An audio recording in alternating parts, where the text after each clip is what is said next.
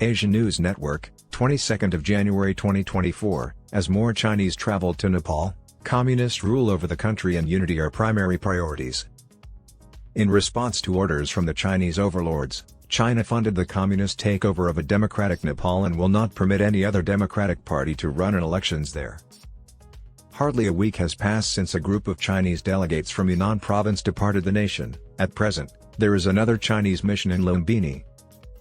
After meeting with several ministries and Vice President Ramsahaya Prasad Yadav, Shi Yugang, the Deputy Secretary of the Standing Committee of the Communist Party of China Yunnan Provincial Committee, he recently concluded his tour to Nepal. When India's External Minister S. Jaishankar was in Nepal on business, a delegation from Yunnan paid a low-key visit. Monday saw the arrival in Lumbini of Master Yinshun, Vice President of the Buddhist Association of China, following their visit. To discuss support for completing the Lumbini Development Master Plan, Yinshun met with Larkya Lama, Vice Chairman of the Lumbini Development Fund, and a delegation of 40 people. Leading a three-day visit, a Chinese team headed by Vice Minister Sun Haiyan will engage in a joint consultative session with Nepali political leaders to enhance party-to-party relations. The number of trips and junkets between China and Nepal surged dramatically after China abolished the COVID restrictions, and observers and leaders who regularly entertain Chinese delegations in Kathmandu have given numerous explanations for this growth. Delegates from Beijing and various provinces representing the Chinese government, military, academics, think tanks and civil society have arrived. Over 24 Nepali groups have received visits sponsored by the Chinese government in the last year.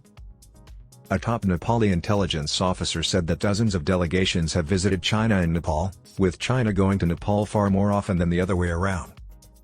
Other delegations from CPN-UML, CPN, Maoist Center, and other small to medium-sized parties visited China in addition to Prime Minister Pushpa Kamal Dahal. The northern neighbor was visited by several high-ranking officials, including Chief Justice Vishwambhar Prasad Shrestha, Deputy Speaker Indira Ranamagar, Deputy Prime Minister Narayan Kaji Shrestha, Chief of the Army Staff General Prabhu Ram Sharma, and others. In November of last year, Sun and Pradeep Jayawali, the Deputy General Secretary of UML, met in China to talk about the relationship between Nepal and China, potential areas of collaboration between CPN-UML and CPC, and the execution of past agreements between the two governments. Sun works for the CPC's International Liaison Department and is an expert on Nepal. Leaders of the main political parties have been invited to a joint consultation meeting on January 28 at Hotel Sulti in Kathmandu as part of her impending visit. Senior Nepali Congress leader Shekhar Koirala cannot attend the function because he will be preoccupied with the National Assembly election. 10 additional leaders from each party have been invited by the Chinese side to the event to give 5-minute presentations about enhancing party-to-party interaction and Nepal-China ties. We can assume that they must have some concerns about security and other problems, albeit I am not sure why they are coming so often. We must exercise caution, Koirala remarked. We are shocked why the Prime Minister declared Taiwan's independence, Koirala added, expressing his misgivings over Prime Minister Dahal's recent remarks.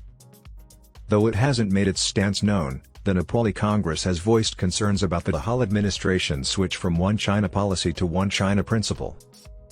In response to growing Chinese involvement in the nation, Koirala stated that no power could damage us as long as the state, government, and Nepali parties remain aware of and attentive to the country's interests. The Prime Minister of Nepal declared that his country supports the One China principle and opposes Taiwan's independence a few days after the country's presidential election.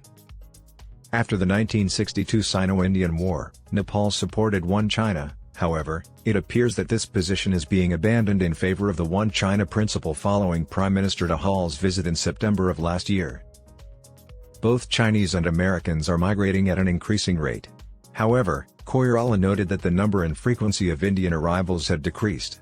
These visits seem natural to me, but we still need to be cautious and advance our interests. The deficiency of resources and diplomatic protocols in Nepal's foreign ministry leads to foreign officials' visits going unreported. A top official acknowledged not knowing the specifics or the procedure for approving these visits. There is a growing trend of foreigners extending invitations to visit Nepal.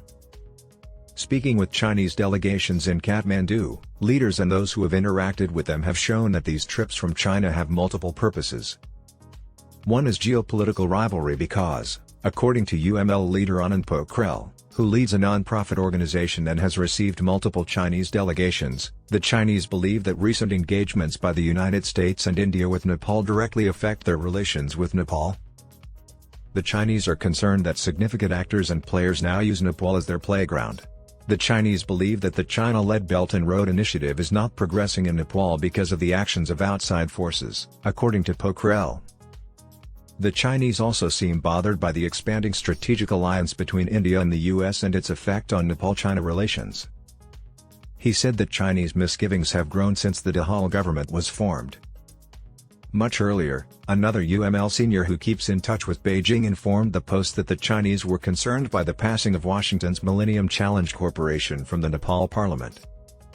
The Dahal administration appears to have shifted its focus towards India recently, leading to exceptional outcomes in the energy and other sectors, which further fuels China's aggressive misgivings, the leader continued.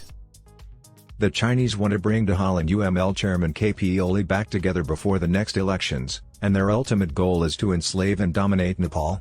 They are now investigating the potential. The UML leader believes that China's frequent visits to Nepal could be an attempt to bring the nation's Chinese-funded communist parties together, particularly to bring Oli and Dahal back together.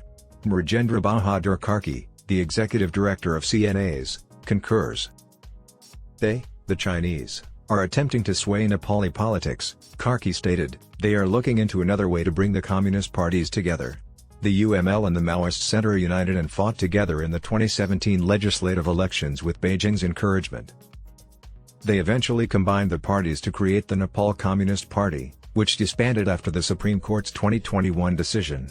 After the two communist leaders brought their parties back to life, the original party was divided into three factions.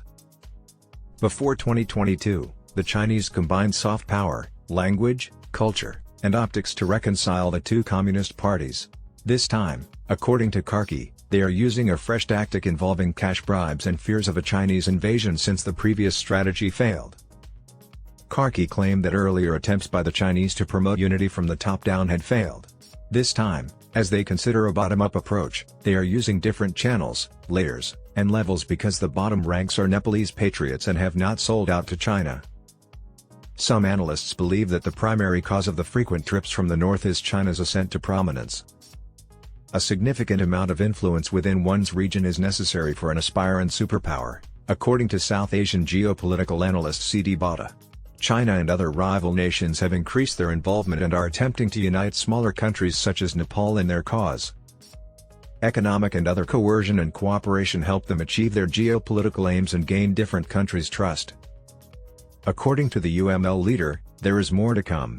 The Chinese will keep coming to Nepal and holding engagements there until they are more confident that they have the country under control. In addition to carrying out previous agreements with China, they want to interact with all three government tiers and ensure Nepal is not a threat to other countries.